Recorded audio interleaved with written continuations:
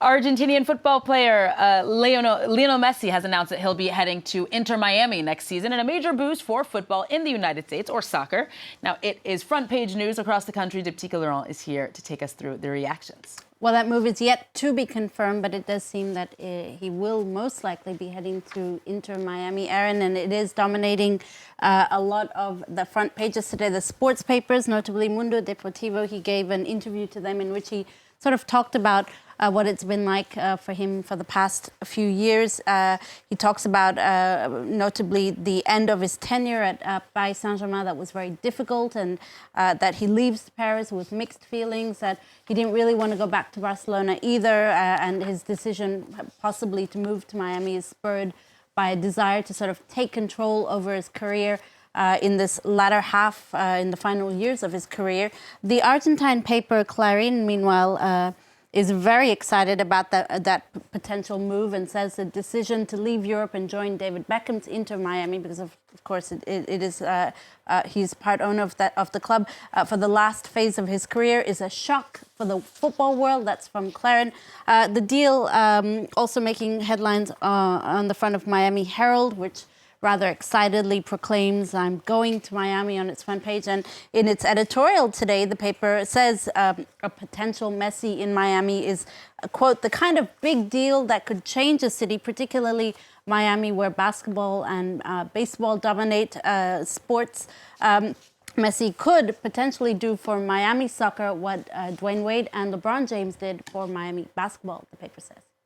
All right, we'll stay in the United States for this next story then. The Writers Guild Association strike continues into its second month, and that comes as the Screen Actors Guild could also be joining the picket line. Yeah, it comes after the Directors Guild of America appeared to agree to a deal to avoid a strike of its own, which that deal could potentially be beneficial for other guilds who are still negotiating, notably the Screen Actors Guild, which have just entered contract negotiations that will go on. Basically, their contract will expire at the end of the month. And after that, we will know if they will join the picket line or if they will strike their own deal. The last time the Screen Actors Guild went on strike was back in 1980 to protest the residuals received from VHS tapes. That's why their vote this week to authorize potential strike action if they don't get a fair deal at the end of the month is so significant. If they were to go on strike, IndieWire says essentially it would mean that the whole industry is potentially is on strike. It would mean a near shutdown of the U.S. film and television industry. The guilds do have common interests when it comes to negotiating things like the regulation of artificial intelligence, but also higher wages, better working conditions. But the Screen Actors Guild has one particular concern, that is self-tapes. These are self-taped auditions that flourished during the pandemic.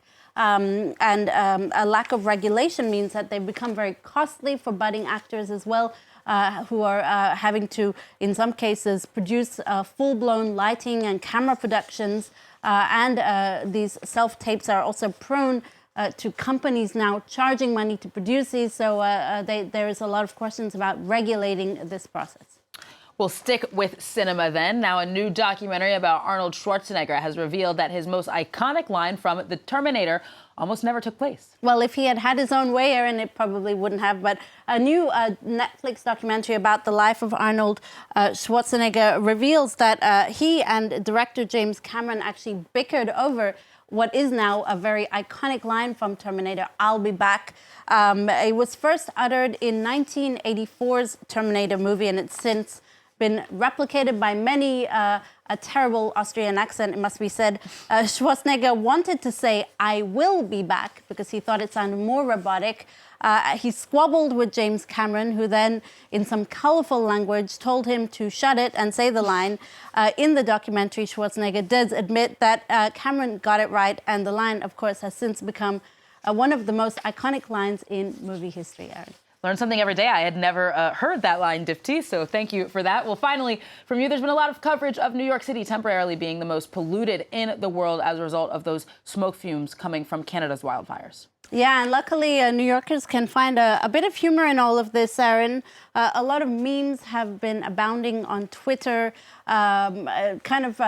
poking fun at how apocalyptic New York City looks right now, and predictions of annihilation and all the rest of it. Let's show you a couple of those memes. So this one I've seen quite a bit. How did we manage to look more polluted than Blade Runner 2049? Fair point, from this user. There's another one who likens it to the color of the racist filter that movies use to depict the Middle East. Also a rather original tweet. My favorite one of the day is this one.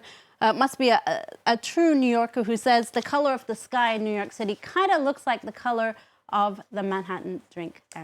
Well, New Yorkers going to need a lot of those Manhattans to digest the terrible news that is that air pollution. Diptyque Laurent with the press review. Thank you.